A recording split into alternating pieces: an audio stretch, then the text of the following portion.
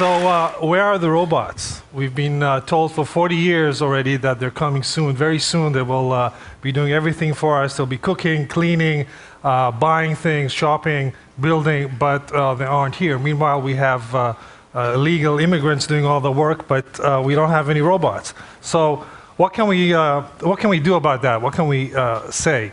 So I want to give a little bit of a different perspective of what we can, how we can perhaps look at these things in a little bit of a different way. And this is an X-ray picture of a real beetle and a Swiss watch back from '88. You look at that, and what was true then is certainly true today. We can still make the pieces, we can make the right pieces, we can make the circuitry with the right computational power, but we can't actually put them together to make something that will actually work and be as adaptive as these systems.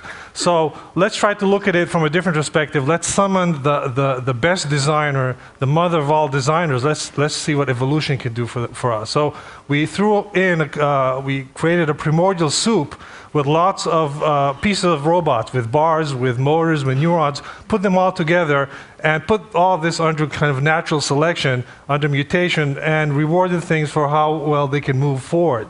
Very simple task. And it's interesting to see what kind of things came out of that. So if you look, you can see a lot of different machines come out of this. They all move around, they all crawl in different ways.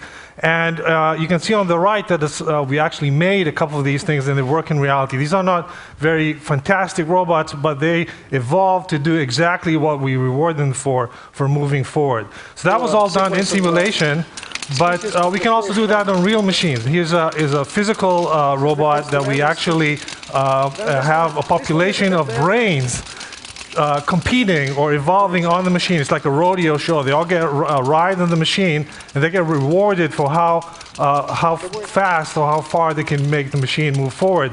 And you can see these robots are not ready to take over the world yet, but you can, they gradually learn how to move forward, and they do this autonomously. So in these two examples, we had basically machines that learned how to work in simulation, and also machines that learned how to walk in reality. But I want to show you a different approach, and this is this robot over here, which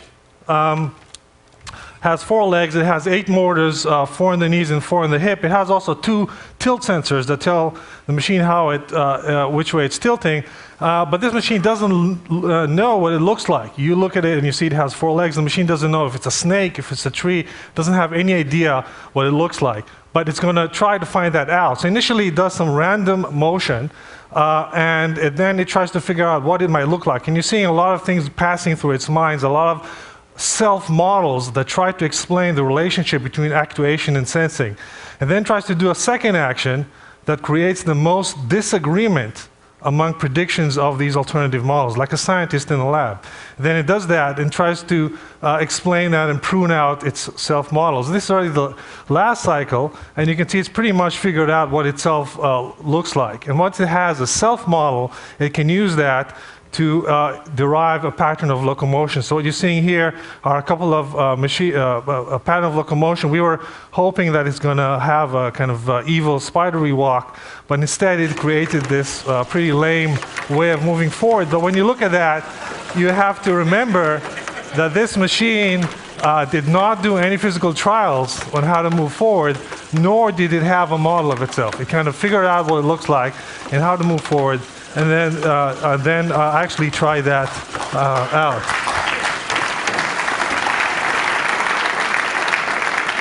So we'll move forward to a different idea. So that was what happened when we had a couple of. That's what happened when you had a couple of.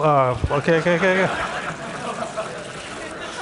They don't like each other. So here's another. There's a different robot. That's what happened when the robots actually are rewarded for doing something. But what happens if you don't reward them for anything? You just throw them in. So we have these cubes, like the diagram showed here. The cube can swivel or flip on its side, and we just throw 1,000 of these cubes into a soup. This is in simulation, and don't reward them for anything. We just let them flip. We pump energy into this and see what happens, and a couple of mutations. So initially nothing happens, they're flipping around there, but after a very short while, while, you can see these blue things on the right there begin to take over. They begin to self-replicate. So in absence of any reward, the intrinsic reward is self-replication. And we've actually built a couple of these, and this is part of a larger robot made out of these cubes. This is an accelerated view where you can see the robot actually carrying out some of this replication process. So you feed it in with more material, cubes in this case, and more energy, and it can make another robot.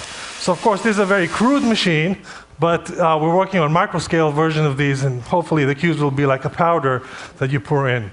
Okay, so what can we learn? These robots are, of course, not very useful in themselves, but they might teach us something about how we can build better robots, and how perhaps how humans, animals create self-models and learn. And one of the things that I think is important is that we have to get away from this idea of designing the machines manually, but actually let them evolve and learn like children, and perhaps that's the way we'll get there. Thank you.